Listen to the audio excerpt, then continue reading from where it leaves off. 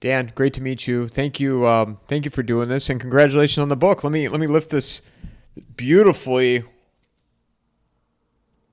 beautiful book. It's heavy. How much does this weigh?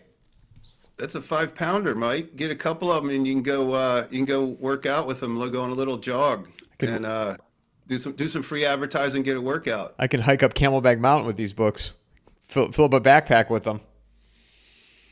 Wow. How it's been out now for a little while. How does it make you feel knowing this accomplishment?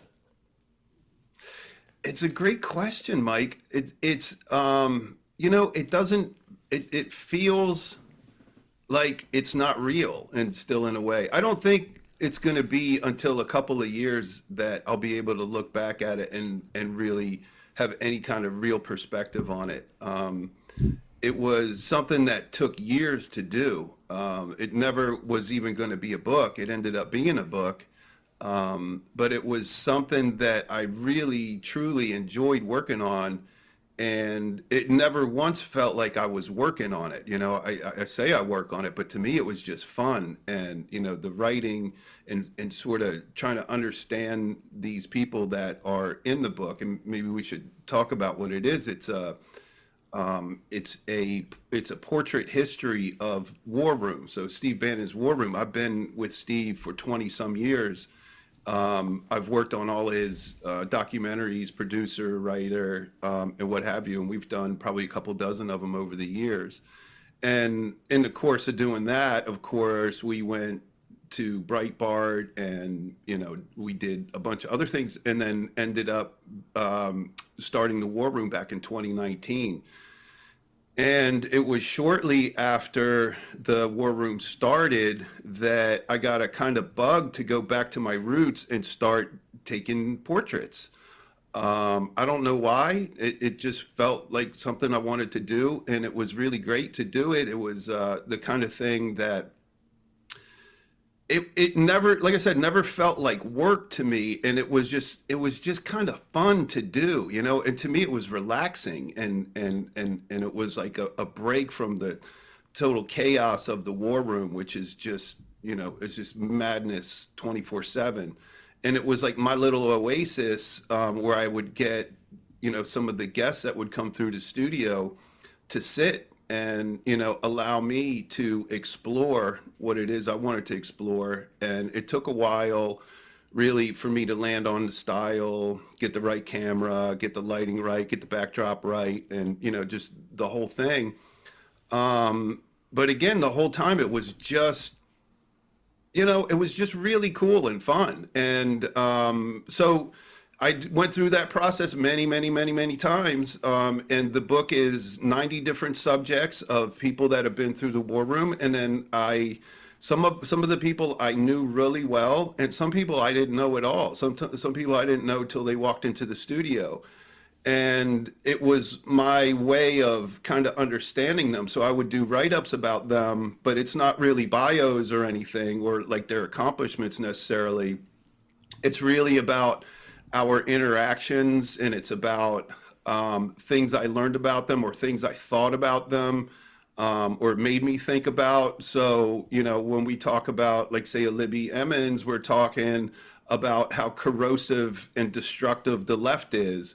I don't, I tell a little bit about her story just for context, but it's really about that. With Bobby Kennedy, we talk about legacy, right?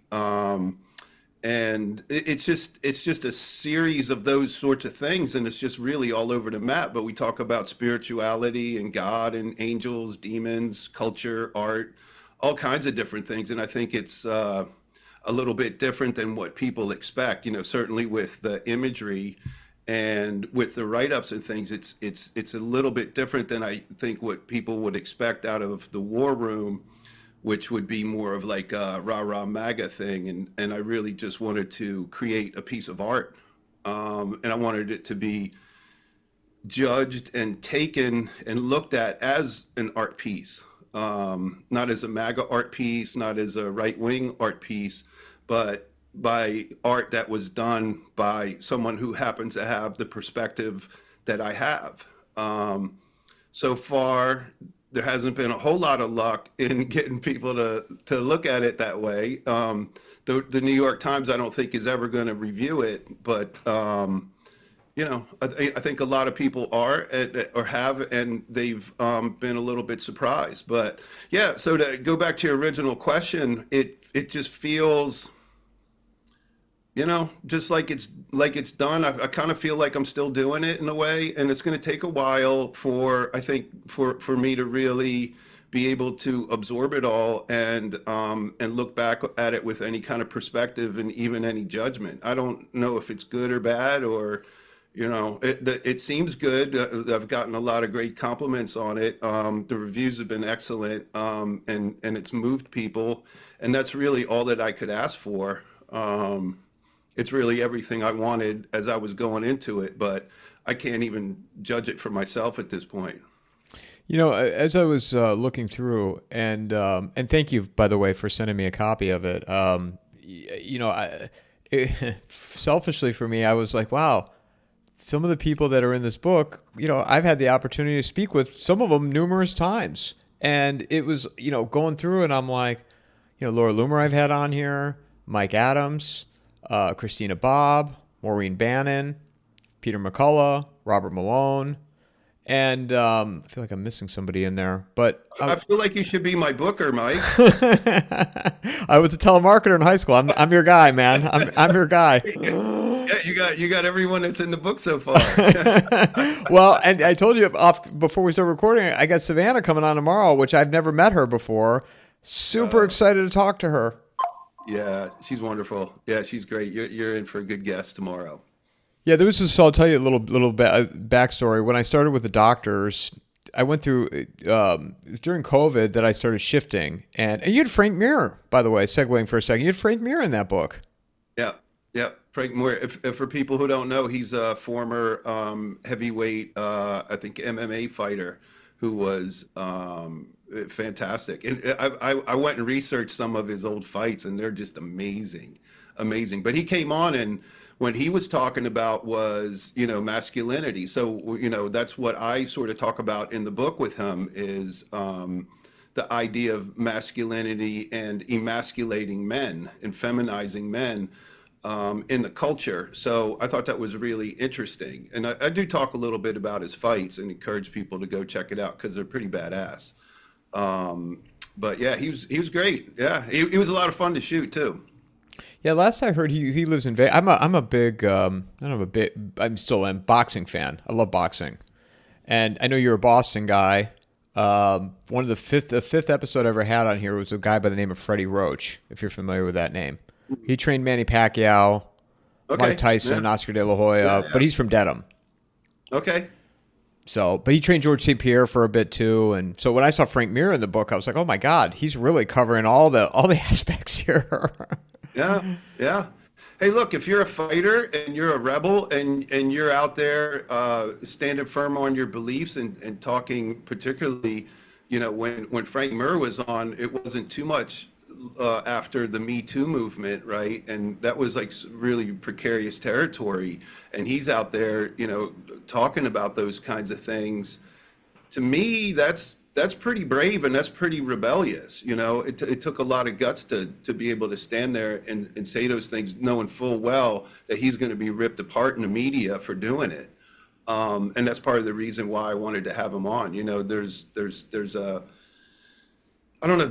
something about each one of these individuals. The thing that really stuck out for me, or the thing I really wanted to explore with each one of these people, and there's a reason why it's called Rebels, Rogues, and Outlaws, is because these people, to a man, have all like sort of stood against the mainstream, against the direction of the culture, certainly against mainstream media and the legacy media.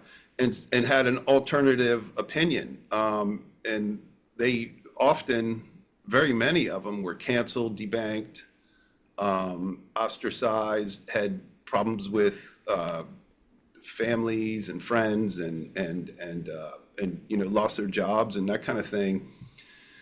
And it struck me that there's an element of courage and bravery in each one of these individuals that transcended sort of normal life at the time. Particularly, a lot of this was done during the COVID years when there was nothing but fear everywhere. No matter where you went, no matter what show you turned on, they were just peddling fear. And it was a very weird time. And so I became kind of, I don't know, inspired by these people that had the temerity and the courage to stand up against that and sort of fight back and say, yeah, okay, I'll be canceled. I don't care. This is the truth. And this is what I'm going to talk about. This is what's important to me. And I'm not going to roll over because, I have a fear of whatever the repercussions or the consequences may be. And so that became sort of a thread that I wanted to explore as I was shooting each one of these individuals. And, you see Laura Loomer over my shoulder, think what you want about her. She's a lightning rod for controversy, but, you can't diminish her courage and her willingness to stand and fight for what she believes in. And, I don't make any judgments about any messages or people or positions or politics or anything in this book. But what I do is explore that spirit, that fighting spirit that each one of these people has. And to me, that's really the core of humanity. And those are the sort of people that I've always looked up to and, wanted to follow in their footsteps. And, often, try to have that kind of courage myself as I navigate life. So that's kind of the essence of the book right there.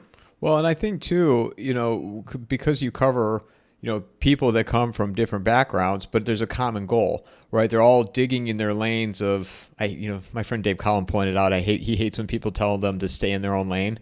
And I've gotten to that point now too, because you can have opinion on other things that are maybe outside your expertise. So I'm trying to be careful with my words and not say lane. But for people that are, in the trench in their respective fields, and they're all working towards the same goal. And what I was saying earlier was, this on the medical side for me, when I started getting into like the COVID stuff, with Ryan Cole was the first person I had on. And I tell this story because I didn't think anybody would ever listen to my show, to be honest with you, when I started this. And people were like, oh my gosh, Ryan Cole. And that started me on that path of like, led me eventually to Dr. McCullough and Dr. Malone and, Christina Parks and Jessica Rose and so on and so forth. And then I became a, like collecting cards. I was a card collector when I was a kid. So it was like, all right, doctors and scientists. And then I shifted over to war correspondent journalists for a while, Jorge Ventura. So at Savannah, tomorrow I will collect the guerrilla journalist card of Savannah Hernandez. So I'm excited for that because she is somebody, same as Laura Loomer, in the trench. I mean, I watched her in Philadelphia get hit over the head. She was in the drug district. I can't remember the name of the neighborhood. Yeah. Do you remember? I don't remember whatever the name of the. Philly's enough. Do you remember? She got hit over the head, trying to film by some drug addict. Yeah.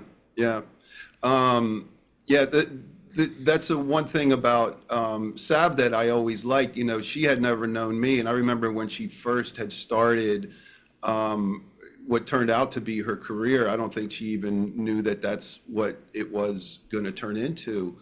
And she spoke very, very publicly, very vocally about how she was scared to death of doing it. Not scared of the environment or getting beat up or something like that, but just about, putting herself out there and just having a voice and standing on her own 2 feet. And she decided that, I can't let fear run my life, and I'm going to, one way or another face this. And I love that spirit, that because that's I think people can see in their life places where fear holds them back, and too many people allow it to run their life. And I think that that quest for, in a way, just kind of optimizing yourself, let's call it, right? To live the fullest, best life that you could possibly live, you can't do it without facing your fears, because your fears are there for a reason. They want to keep you small, and to really develop past that and become something bigger than that, you've got to do that. And so I could watch her do it very publicly, and very openly and honestly, and I love that. I love that spirit about her. And so, when I met her eventually at a Supreme Court, it was a Supreme Court protest after the Roe v. Wade decision. That's where I actually met her. I was really excited to have her sit for a portrait shoot, because I really wanted to understand her and her story and really celebrate that. But, to your earlier point, I think that one of the biggest things about, is staying in your lane, or going outside of your expertise, that, ultimately in life, there's a sort of sense of truth, right? There's things that are true on a metaphysical level, and true on a, maybe more base levels, but that quest for finding truth is another component of, like, this rebel spirit, right? And a quest for truth and a quest for overcoming fear are two of probably the grandest visions for living a full life. And I appreciate that. I try to do that myself where I can.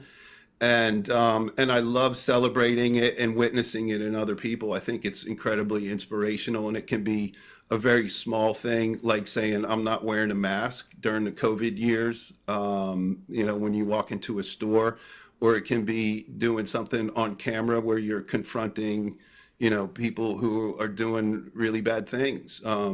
It doesn't really matter, but it's all on a personal level ultimately.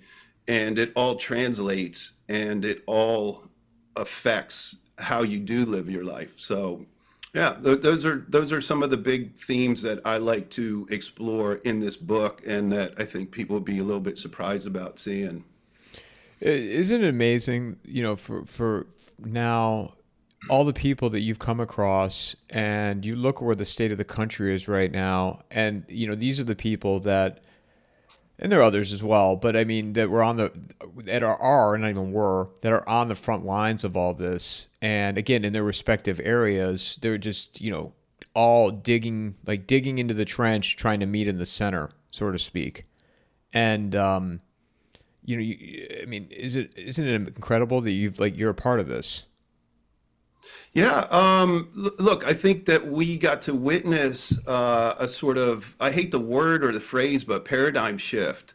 There's a thing about influencing culture, and my take on influencing culture is that it needs to come from the margins. It needs to come from the artists, the scientists, the sort of rebels in a society, and they bring new perspective, new information into the world, and that maybe initially gets met by condemnation, even, but just a lot of times it's met with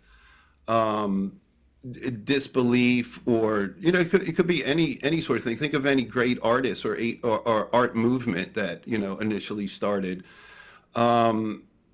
That's the way that it's taken, but ultimately, you persevere, and people sort of end up coming around to your perspective, and that allows that what was once an extreme position maybe to become more part of the mainstream. And I think that that's the way that systems and cultures and progress is made to operate. And what we've seen over the past, I would say decades, really, but I think it was exponentially accelerated over the last 10 years for sure.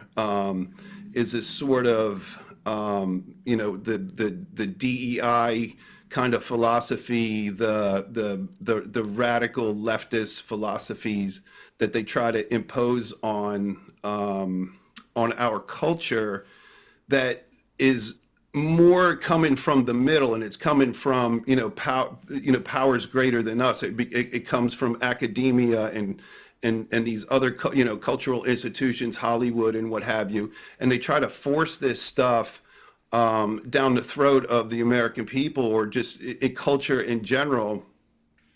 And I think you saw a resistance and a rebellion to that sort of thing, because people understand that it's just these things don't make sense. They're not natural. They're not normal. And you can't force me to do it. Just like you can't force me to take a vaccine. You can't force me to say that a man is a woman. I could support a man who feels like he's a woman, or what have you. That's a deeply held belief. We've always had that in our world, but to have it become a sort of standard and a thing, and that men can play in women's sports and all this weird stuff. I think that you saw a definite reaction to that in this election cycle, as people just finally got fed up with the madness. And I think it all started, the backlash at least, really through the COVID years, right? And the understanding of how corrupt and wrong and rotten and just how terrible those ideas were, and the idea of people getting canceled, and then just seeing the fear around them, that people just said, hey, I've had enough. And at the very least made many people, if not directly opt out of that stuff, at least start to explore some of the things that they had been told, and the things that had been fed to them, and they just rejected it outright. And you saw that on November 5th with I'll call it a landslide victory of Donald Trump, and it was pretty much across the board. And you're seeing it even in the LA fires now. I think that, one of my greatest dreams and hopes in my lifetime is to see California turn red again. It's been red in my lifetime. Remember, that's where Ronald Reagan came from, and Richard Nixon too. And, people see the incompetence. They see that how a DEI hire sets their priorities on DEI things, not on things that they're supposed to be experts on. And the ultimate result is, when push comes to shove and we really need those people to be competent, that they're actually not. And you see the destruction of the city as a result of that. And people can look at that and say, this is wrong. This is not what I voted for. I wanted peace and love, but I also want to keep my house. I want to be able to walk the street safely, those sorts of things. So it's a really interesting thing that we've been witnessing, or certainly that I've been exploring over the past years. I'm not much of a news consumer myself. I don't watch a lot of news programs, but I do follow things, and I like to pick out trends and directionality of the culture and that kind of thing. And it's something that I've witnessed over the past years. I gotta be honest, when the COVID stuff was going on, I wasn't very hopeful for our country. I just thought, like, how is it that so many people can live in such fear and, sort of succumb to this sort of, as I think it was McCulloch called it, like a what do you call it? Matisse Desmond, the mass formation psychosis. Thank you. Yeah.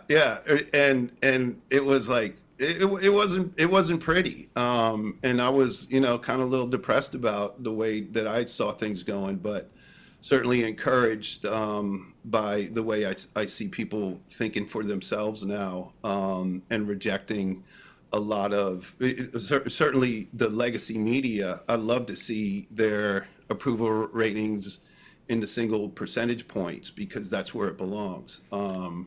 And they're contemptible people and organizations, from my perspective, as a truth seeker.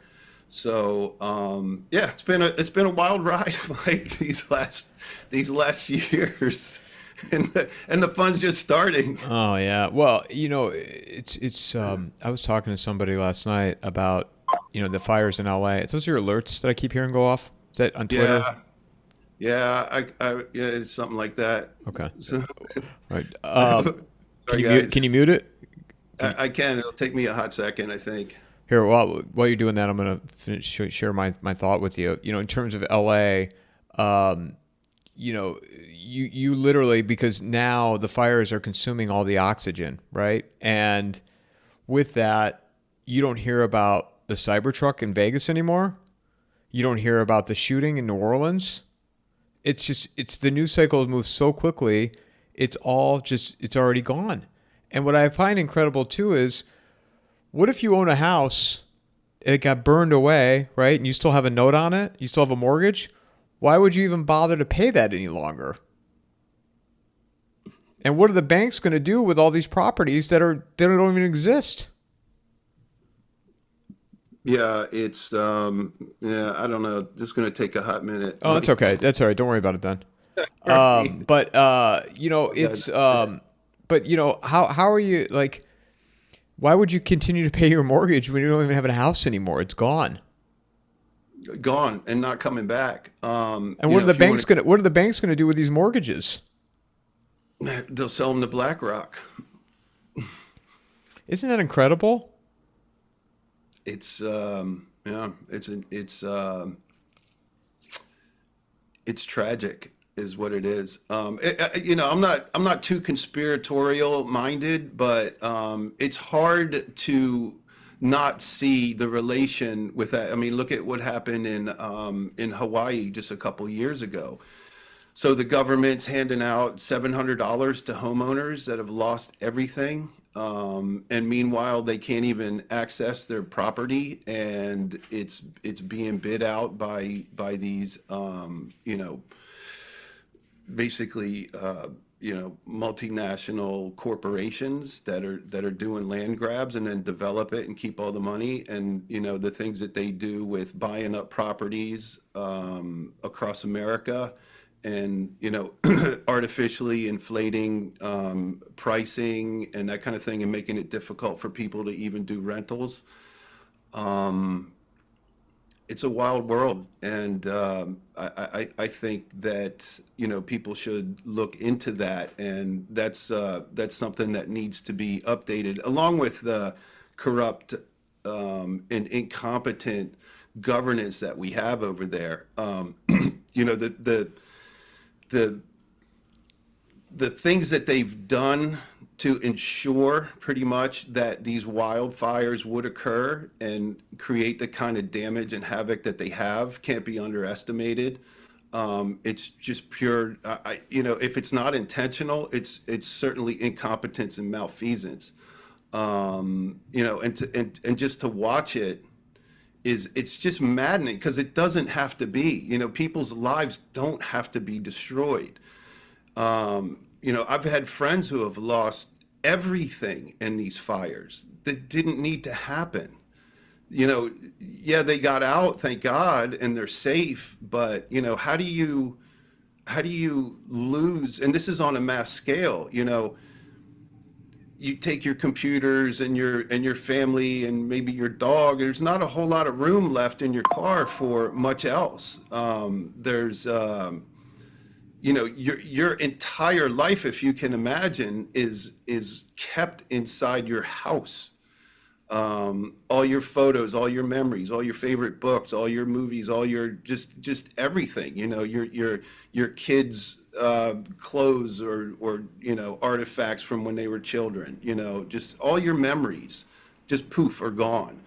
And it's happened on, it's tragic when it's an individual who maybe lost it in an accident or what have you. But when you see it on such a massive scale, what is it then? It's like some of those places in California, it looks like Hiroshima to me. It's just complete devastation. It's just gone, all wiped out. All those lives, every one of those houses is multiple lives that have been wiped out. And it's sad doesn't really cover it, and tragic doesn't really cover it. It does make me angry at the incompetence and really the willful incompetence of the people that are in charge. And I do think that they should be held accountable, and not just with their jobs. That to me, that's criminal negligence. We'll see how it all shakes out, but I hope that this would go away a long way toward getting my friends and family and the people I love out in Los Angeles to take a real hard look at the things that they're doing and what they put up with in buying some of these dream ideas that they like to push that in reality don't ever happen. So yeah, wild times again. Well, and it also, in regards to that, it's the fires, they're still not out. I mean, I don't, last time I looked, I don't even know the percentage. I don't think it's at 20% contained. Yeah. Yeah. And more coming apparently too, because that weather's not playing ball at all. It still remains dry. They could use some rain, but yeah, it's still going to go. So, but you see the contrast, I think, which too, Western North Carolina versus Southern California. And I had my friend Matt Bracken on over the weekend. Actually, we recorded an episode. He's a ex-Navy SEAL, and talking about L.A. And when you have a highly dense population, right, and you fill it with low IQ people from third world countries, this is what you get. Because you've got people there now that are starting fires, right, trying to cause more havoc on top of what they're already dealing with. You would not see that in Western North Carolina. First of all, you get shot more than likely because they don't fuck around up there. Those people, well, and those people don't. They live there for a reason, right? Like they don't trust the government. They don't want the government around. You don't just go cold calling trying to sell Bibles in Western North Carolina. Versus LA, this is you've crammed it with low IQ people. So, but what baffles me of all of this is, and I know people from Phoenix that have moved there because of the lifestyle, and it's like, why would you live there? Yeah, I love LA. The great restaurants, great coffee, great. I used to like this record store called Amoeba in Hollywood. You ever been there? Oh, of course, man. But probably the best record store in America. Is that what they say? Because it is amazing in there. They have concerts. They have concerts. Yeah, it's an amazing place. Yeah, yeah. It's one of the institutions that makes living in Los Angeles so great. I lived there for many, many years, and I do want to go back, but it's that sort of regulatory, permissive kind of culture that's there. It just grates on me, and it makes it so difficult to live. You talk about low IQ people. I think the low IQ people, sit in a lot of positions of authority, and when I talk about permissive-ness, they've got what the no bail releases and stuff, and the cops that just won't enforce things. So that sort of permissiveness allows for rebellion. Without the idea of property rights, I think you can't have true freedom in America or really anywhere.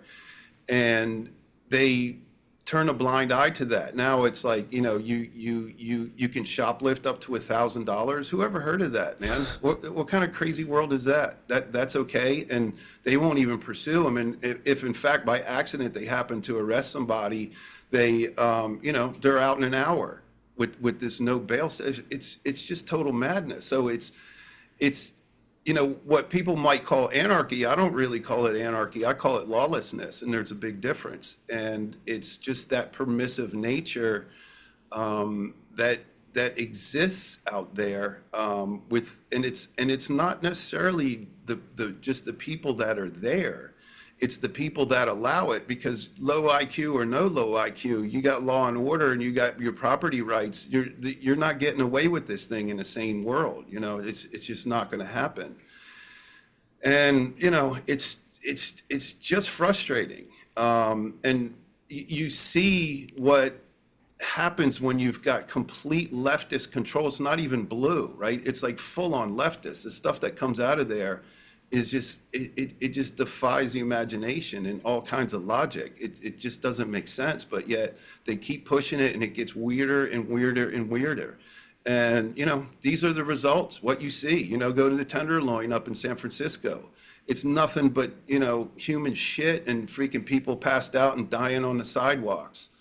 You know, you see the fires in LA, but, you know, that was I think just a natural outcome of the policies and the things that they do. So it's madness, and you can get angry about any one particular thing, but I think it's a systemic issue that needs to get fixed, and I hope that we're on our way to, you know, a little bit of an awakening and a shift away from that, like we saw again with Donald Trump. I'd like to see that happen on a greater scale in California. You know, it's, to me, California is the you know, it's God's country. It's literally my favorite place on earth, and I've been around this world and been to many places. That's still my favorite place in the world to go. I love it.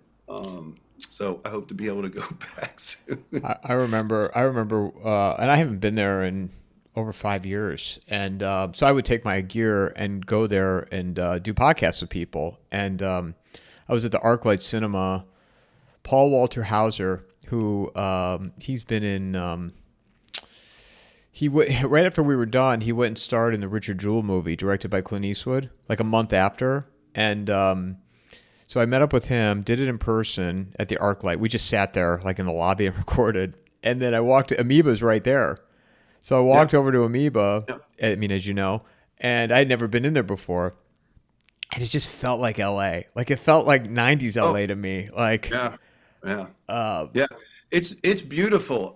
There's so many cool things to do like that. You know, I just have a million memories. I used to be a DJ at a pirate radio station there called KBLT, which was the best radio station in the country and in the world. It was amazing. What years was this?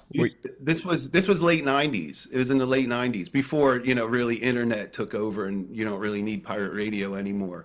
But at the time, it was fantastic. Every 2 hours you'd have a new DJ in there playing. It could be anything. Literally, it was anything, and it would change up every 2 hours, and it was all beautiful.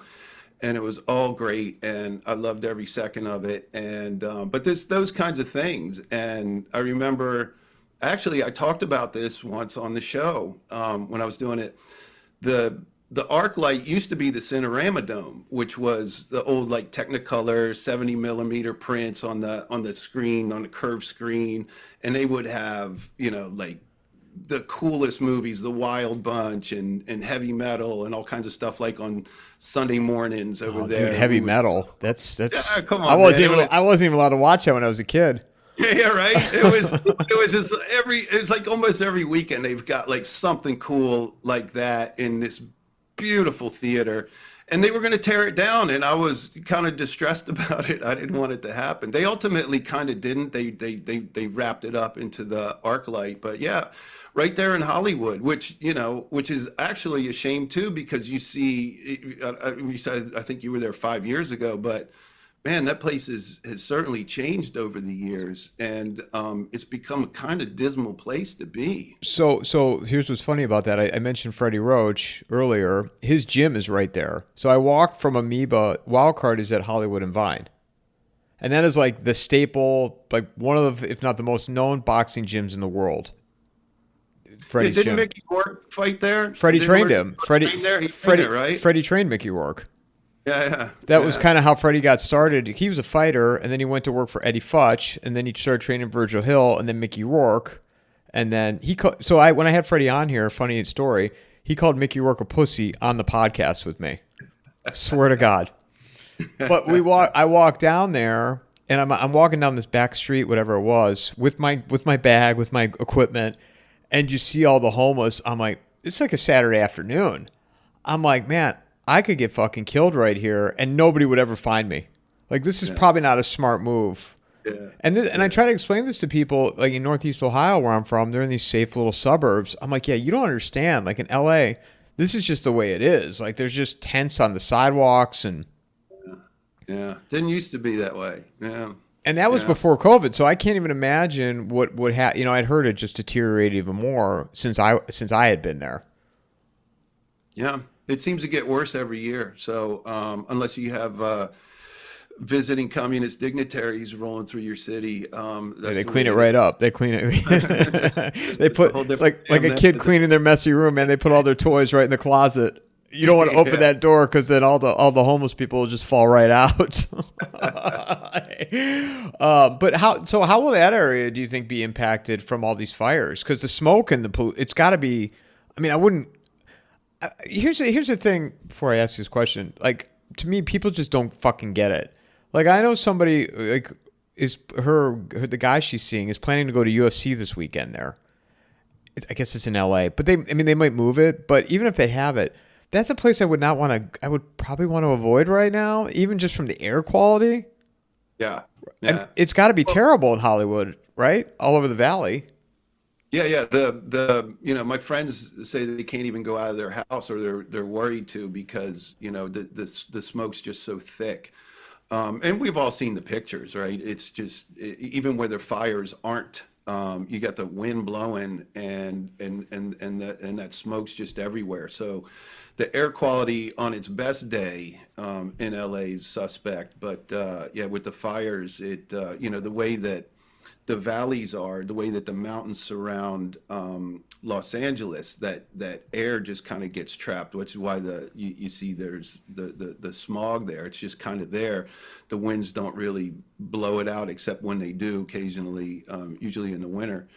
And it just kind of lays there. So, you've got that on top of everything. So it's just, it's a disaster. It's horrible. And I think it's going to be, it could be a long time before that, sort of comes back. It's not a short fix.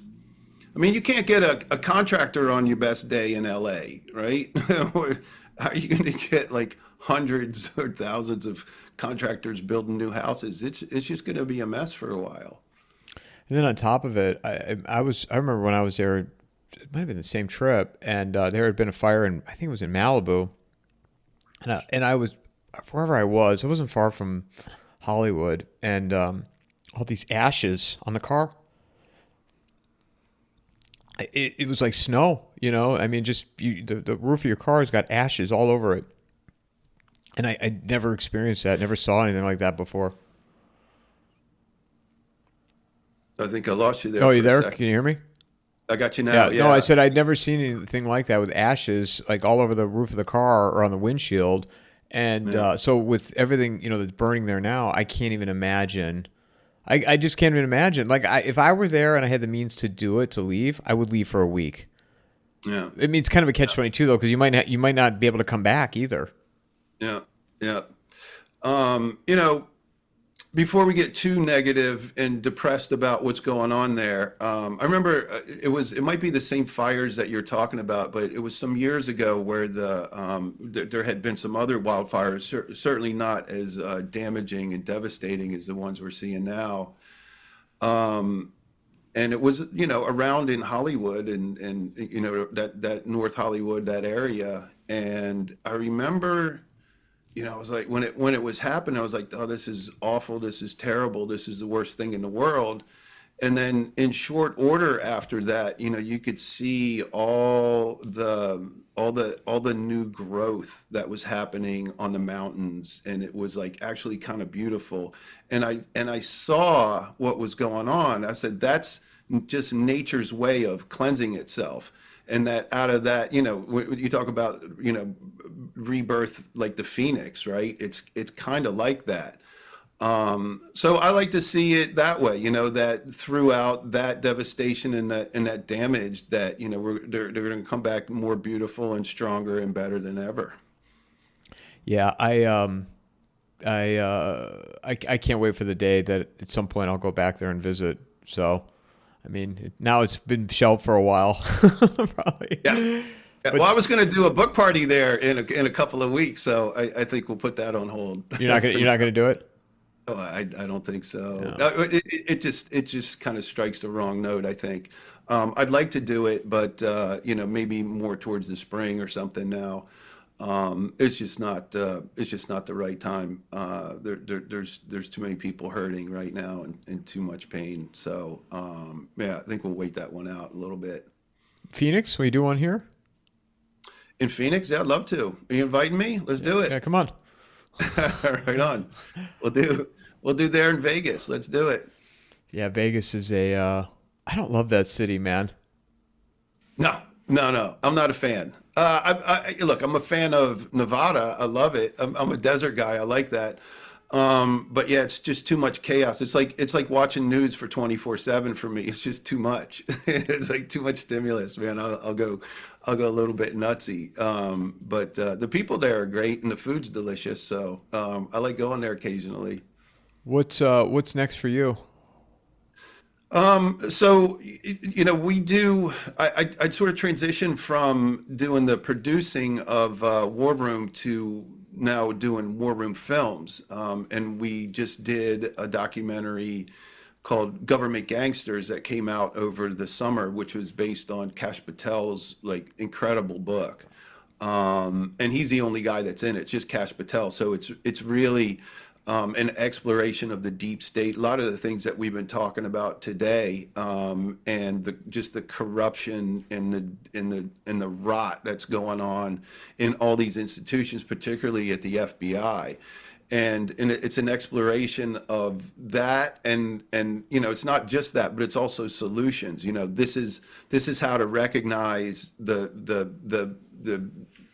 just the rot of it all and how they operate. So you get really a deep look into the deep state, whoever that is, right? Whatever that is, but you can know them by their fruits, right? You can see how they operate and the lies that they tell and the manipulations, and you get a really deep understanding of the things that that Cash will be fighting as, and I'm going to assume that he will get confirmed. He's probably in for a bit of a fight in the nomination process, but I think he'll go through, and I think he'll be an incredible director of the FBI, and I'm very excited about what he's doing. So that was our first documentary that we've done through War Room Films, and then we've got a number of projects that are in development, and we'll be doing production on those over the course of the year, and hopefully have a few of them out by summertime or late summer. What strikes you an area that you'd like to either personally for yourself or through War Room, a film that you'd like to make? Well, there's a film that I want to make that is like sort of near and dear to me. I just don't know how to make it. And it is about the nature of human consciousness. And it just, even thinking about doing it, like just wraps my head around the wheel, because I just don't know where to start with it. And there's so many rabbit holes to go down, but it's something that I'm fascinated about. Is what does it mean to be a human being, and what is the nature of human consciousness? What even is that? And that's one that I would really love to explore, and it's on my short list of things to do as soon as I can figure out how I could even approach something like that. But there's a number of other things we're working on. Even some things like the guy that invented aerobics, right? There's that.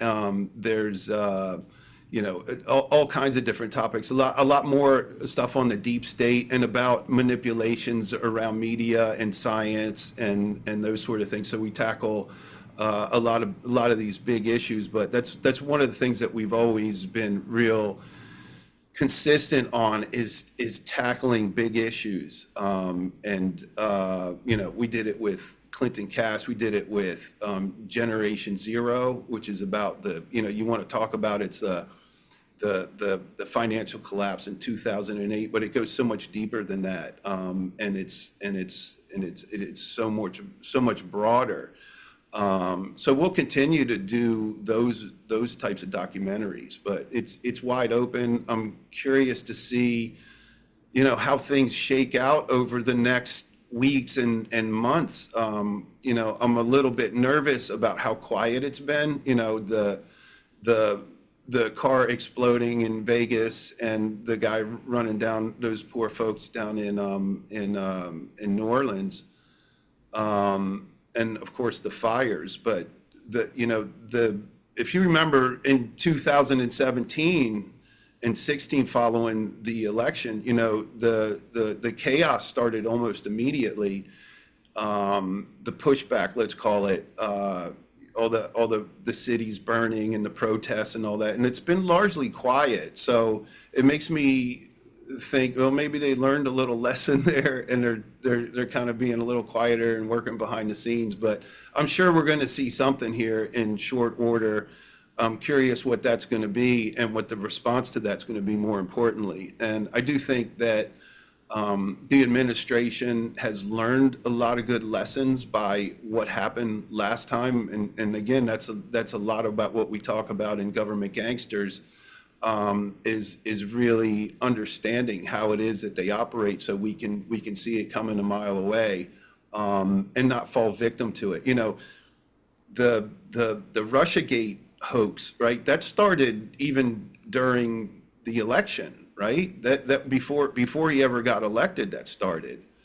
And it continued. And it was just nothing but a pack of lies, right? It was a bunch of lies built on lies, and it just kept on going. And that led into the Ukraine scandals and the impeachments and just madness, right? None of it was true. None of it made any sense. But yet, the legacy media, and you can see how they operate, they would just pick up a story that was hand delivered to them.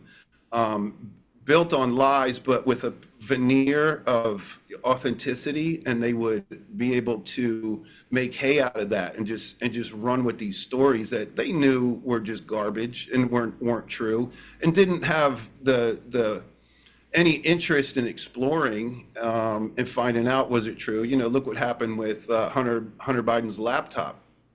A story that was 100% true was written about by the New York Post, and that you saw every social media platform cancel people over, suppress, wouldn't allow people to post about it. And this is truth. When I talk about truth seeking, this is just information. Let people make up their own mind. If it's false and it's a lie, people are going to understand that. But you're not even allowing people access to this information. And to me, that's like the epitome of corruption. And I think we're going to see some of that, and it's just going to be interesting to watch. Maybe we can check back in a couple of months and do a talk about some after action reports, because something's coming. They're going to do it. The carousel is not going to stop, not at all. I just don't know what it's going to be. And if anything, it's going to pick up speed. And I said, it's one of those things where. I wish none of this was happening, but for people like you and people like me, there's going to be a lot of things to talk about. There's going to be a lot of conversations to be had. I want to go into this human consciousness for a second. So how would you even start so you make a documentary? That's such a great question. So you would make a documentary on this? Or an exploration of it, yeah. I guess it would have to be a documentary. I don't know what else you could do, but the idea of what even is it? I like to say in the book that reality is what happens behind our eyes, not in front of them, right? So each person looks at the world a little differently, distinctly, even though, some people will have sort of merging views on things. But the reality is that there is no reality except what we make up in our own minds. And that's based on, our upbringing, the stories we tell ourselves, experiences that we've had. They all impact the way that we look at the world. But what is the world really? What is reality? And what role does consciousness play in that? Like, how can we even understand that we are conscious and that we can even have thoughts? And what are thoughts? What are these things that happen that run our lives? It's those sorts of questions that are kind of imponderables, right? That that there's a way maybe to understand those things in our lives, but it's not intellectually. If you try to wrap your head around the idea of infinity, you can't do it. You can maybe come up with some analogies that would kind of sit in for what it is, but you can't really understand it if you start poking around in there. And it's a human conceit to want to be able to intellectualize these things and be able to like give a math equation for it, or somehow, come to terms with it through language. Some things are just meant to be experienced, right? And if you can let go of your intellect and your desire and your conceit to have to know what that actually is, and just feel it and just be part of that experience, then I think you're probably a little bit closer. It's like trying to define God. What is God? I have no idea. I don't know that anyone has ever come up with a good definition for what is God. But is God consciousness? Is he bigger than that? What is it? But it's these kinds of questions that I'm interested in and that I want to look at, but knowing full well that there's really no answer for any of it. So maybe the approach is to be, is there a way that we can experience this and sort of take the intellect and the mind away from it and really kind of understand it on a much deeper and maybe even lower level, without, just by disengaging our brain, those kinds of things. But those are the kinds of questions that I want to ask. And it just fascinates me.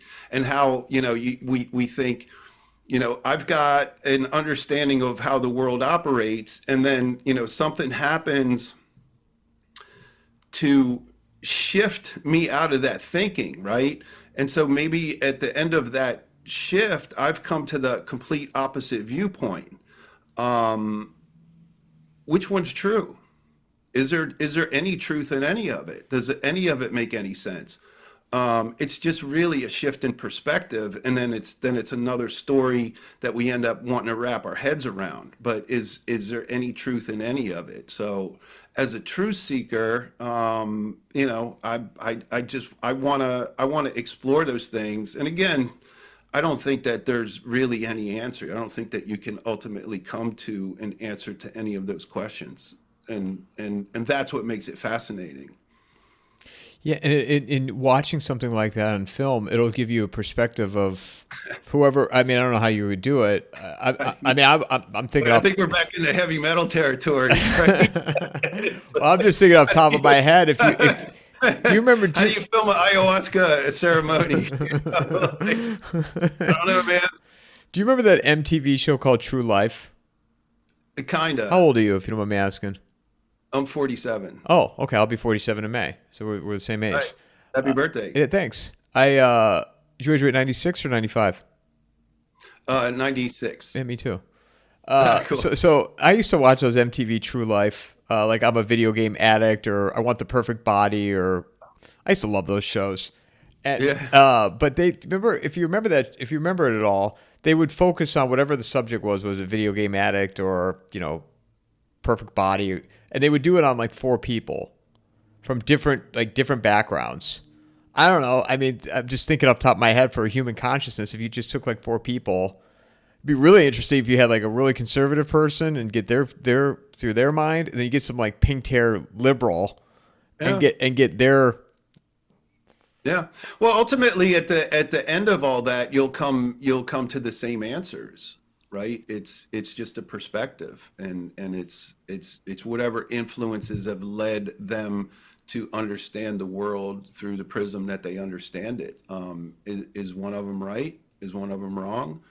I think I think there are better ways of understanding the world, and that ultimately, ones that help other people and cause the least amount of harm is probably the place where you want to strive to go.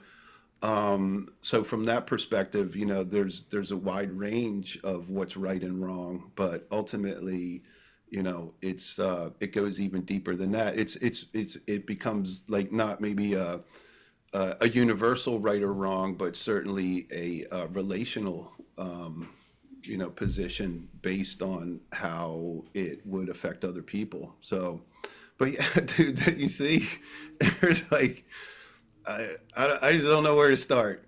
I just don't know. You think film Hollywood is dead in perspective of like movies? Can it get back to where it was, say when you and I were It growing can up? get back. It can get back. It's in a horrible spot right now. It's atrocious. I can't really watch movies made after 2020. Certainly no Hollywood shows. They're impossible to watch. The rules that they've put in place, governing how messaging happens in movies, it's just you're just watching propaganda. And I think this is one of the things that woke people up, when we were talking about culture earlier. This is Hollywood represents that sort of forced infusion of morality through their content that people just are fed up with. And of course you can get back from that, but it's going to take, maybe some other things happening around the edges, and then, maybe something that's independent, that really breaks out at the box office, and then people will start investigating, well, why is that one successful and popular, and maybe move away from, sort of the strictures that they've put in there. But the Hollywood movies that are out there now, to me, they're just unwatchable. Although I did see Nosferatu this I'm weekend, and I supposed to quite go. liked I'm it. supposed to go. Is it as good? Is it as good as I people? quite, it's not woke, and it's well done. I happen to be a fan of the original. I think the original is an absolute masterpiece, and I prefer it. But no, it's a super well done film. It was interesting. I wasn't bored, and I didn't want to get up and leave while I was watching it. But yeah, it was. That's the one exception. I was happily surprised that something like that could come out of Hollywood. So yeah, it is possible, and hopefully, we're going to see a trend away from those sort of the stupid rules that they put on things. And stupid superhero movies. I'm supposed to go see it hopefully this weekend, and I've never seen the original. And I watched this. Do yourself a favor and watch the original before you go. See, I was told not to because I don't know everything that's going to happen because it Well, it doesn't follows it. matter about that, but you can see how different stories. It's really the same story, but different styles and different eras tell a story. It really is very insightful. So I think it's actually a good idea for you to do it. It's a vampire movie, man. I think you know the end. It's, Well, it's there's silent. nothing Isn't the new. original a silent film? It is. It's a silent film. Yeah. And that's part of the beauty of it is, when they have these striking cards that come up with the text on it. And I'm an image and text guy. You can see in the book, right? I always love the intersection of image and text in whatever context that takes. In this case, it's a book. We've also done graphic novels. Always been a big fan of graphic novels. But the cards and the music and the way the cards come up and the way that they're written and the words that they use, it's like the cards are scarier than the film. It really pushes it forward, and there's something about the content being so stripped down to its like real base elements that move the story forward. And like, take a look at Nosferatu, man. That guy's like, he's a freak, and he's super scary to look at. I think that you should ought to watch it before you go in there. I think it's more enjoyable, actually. Okay, so I'm gonna watch. It's on YouTube. Yeah, watch it. And it's only an hour and It's a 20 great minutes film. long or something. It's about 2 hours. But the original one is only an hour and like 22 minutes or something.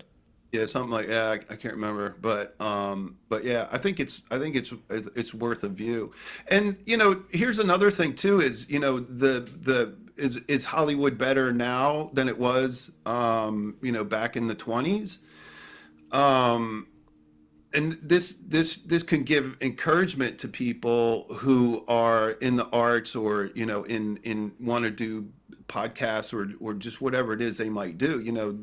The ability. Look at you and me. We're sitting here. You're in Phoenix. I'm in DC, and we're on a couple of computers with some freaking video things, man. We're doing a show, right? News programs are made this way now, which is like incredible to think about. As early as the 90s, man, it was like it was like a dream. It was just not possible. Now it's possible. We can have a conversation and we can get our message out in this totally stripped down environment. And in a lot of ways, content like this can be infinitely more interesting than anything you're going to watch on the news with all their production and all that stuff. And you watch a Nosferatu original versus the remake Hollywood version, and you see, yeah, it's got more production value, it's got dialogue, it's got a lot of the different camera moves and the whole thing, all the things that Hollywood brings to the table.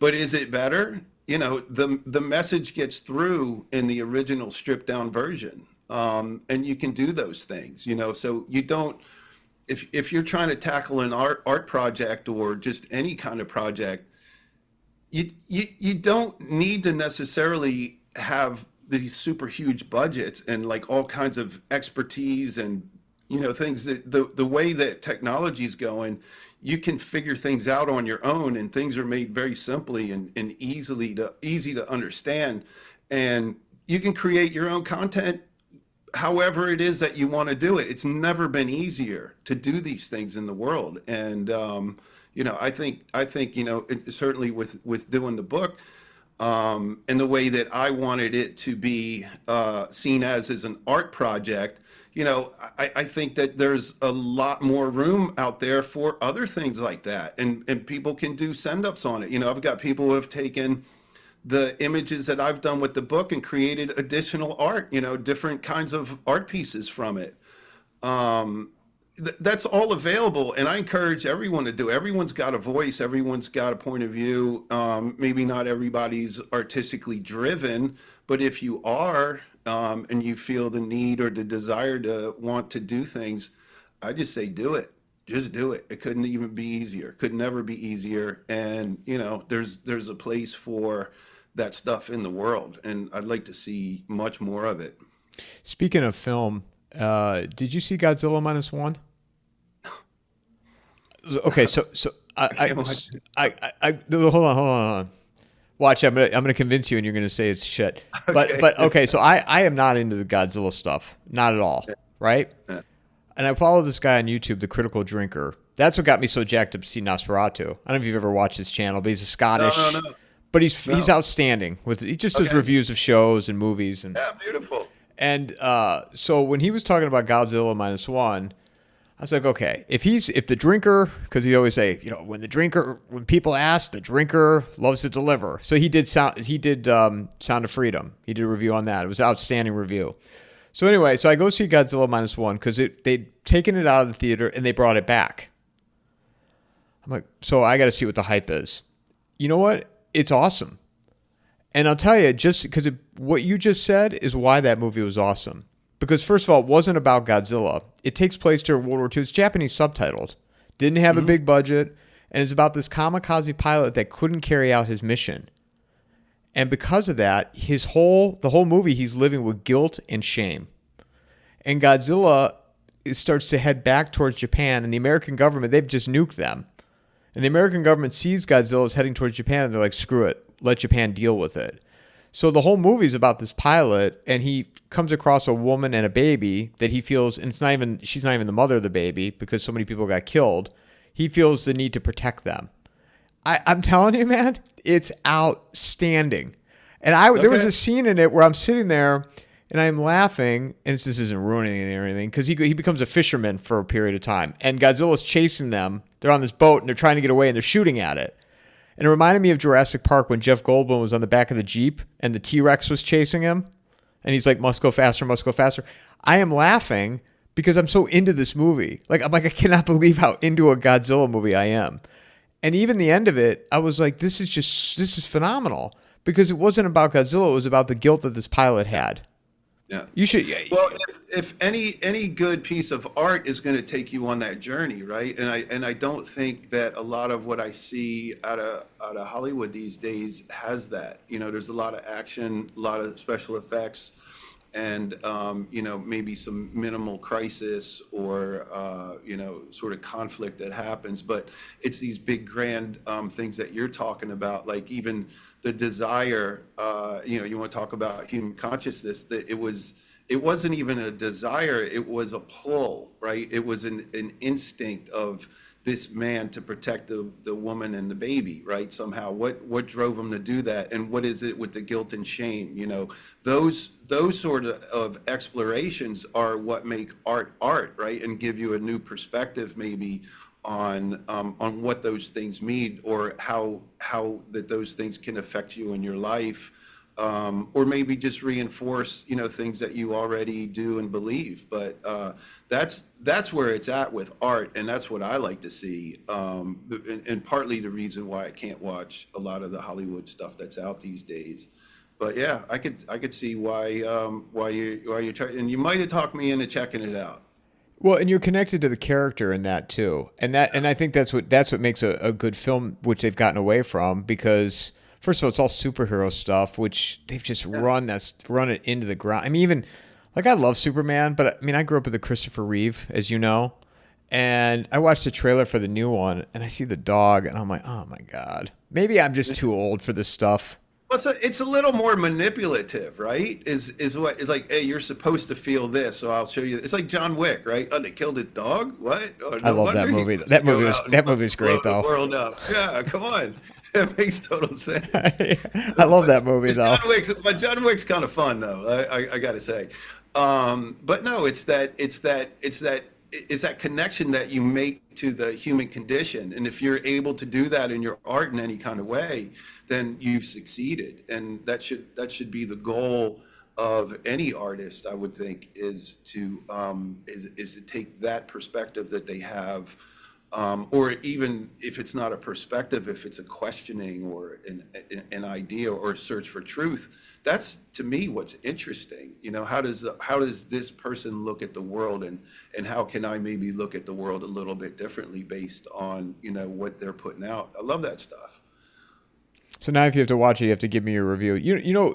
Yeah. Side well, note, you tell me how you like the original Nosferatu too. We'll go. I'm gonna watch it. I'm gonna watch that in the next couple of days. You know, side note, really quick, with the John Wick is, you know, because when I was watching the first one, I've seen the first three. I couldn't get through the fourth one, but when I was watching the first one, I was like, God, it feels like The Crow. This feels like a role that was written for Brandon Lee, right? And did you know the director of all four of them? He was the guy that finished shooting The Crow. He was the stand-in for Brandon Lee after he was killed. Interesting. I didn't know that. Which I'm like, God, I wonder if Brandon Lee had been alive, because him and Keanu Reeves would have been around the same age. But he would have been a perfect John. He would have been a perfect John Wick. Yeah. So would his dad, by the way. Yeah, and the thing about The Crow, it's like, God, I mean, that movie was so, because it's about this character that got killed, and yet he got killed making the movie. Yeah. Life imitates art. Wild. Where can people find you? So I'm at Do It Fleuette across pretty much everything, X and Insta, and my website, doitfleuette.com, DOITFLUET. And you can, if you go there now, you can, you know, see about the book. You can order the book if you're so inclined, and read some reviews and see some other media that I've done and that kind of thing, and just learn more about it. But yeah, Do It Fleuette across pretty much all the platforms. Is there anybody that didn't make the cut that if you made a second version, Rebels, Rogues, and Outlaws Part 2, would be in it? There's one person in particular that stands out, and her name is Noor bin Laden. And I would have loved to shoot Noor. And I actually had the opportunity to meet Noor over December at Amfest, and she's as lovely as I thought she would be. And we had a great time together. I really, and I say this. And I told her this, which I don't know that she still believes me, but I wanted to shoot her for this book while I was doing it. It wasn't an after the fact thing. But yeah, there's her, and then there's of course several others that have gone through that I just didn't get the opportunity to. At some point you have to call it quits too, right? Like it's 90 subjects as it is. It could be 900, just as easily.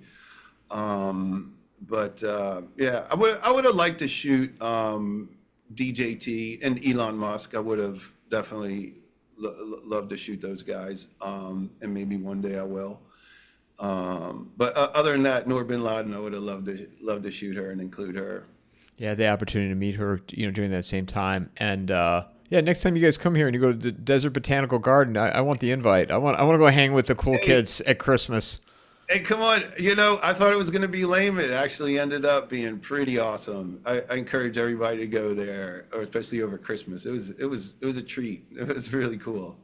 Yeah, and then the last thing, Amanda Milius, you were able to shoot too. I mean, her dad. I mean, talk about some of my favorite movies.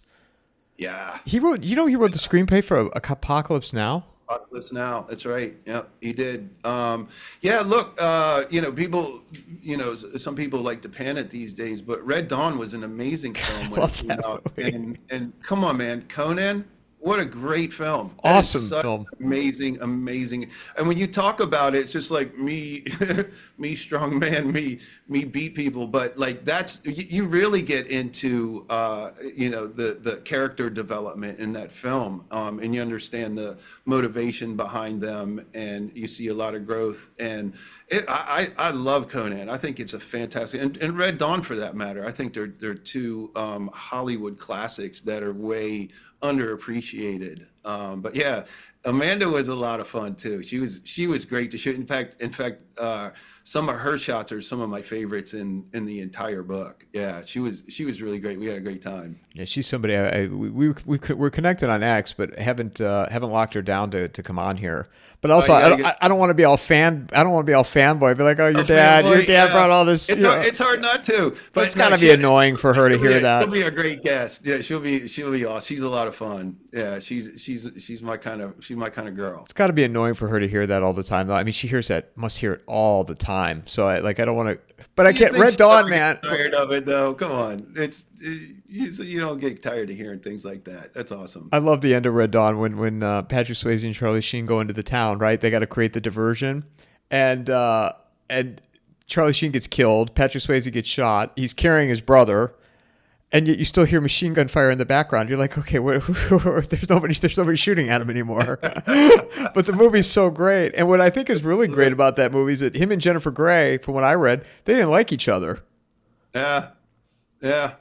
No, I don't know. And then they get cast in Dirty. Her and Patrick Swayze. Yeah, they're look. I love Patrick Swayze in that film. I'm a big fan. So yeah, it was such a great film. Such a great film, man. Yeah, and go see the original, the John Milius one. The remake sucked. The remake sucked. Such a treat. Yeah, they usually do. They usually do, except for Nosferatu. It was good. It was because it wasn't quite a remake as a retelling. It was it's set in the same time period, but you can see it's very distinct, different way and approach to filmmaking. So that to me is what makes it interesting, rather than just kind of a retelling of the same thing.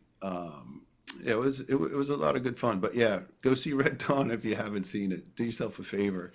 Get away from the new Hollywood stuff and go to some of the classics. I could do a whole nother hour talking about movies, man. We have to have you come back and we could just go through that. At Christmas I had like my regulars, and I'm like, all right, let's put the Armageddon and nuclear war aside for a few days, and let's just talk about film. And we did all, like, depending on who I had on, going through different stages of films, and yeah. It's amazing. So, That Dan, sounds fun. Let's thanks do it. thanks for doing this. Thanks for, appreciate you coming on. Thank you for sending me a copy of your book, and I look forward to more conversations ahead. That sounds great, Mike. It really was a lot of fun, and I appreciate you having me on. Mic drop.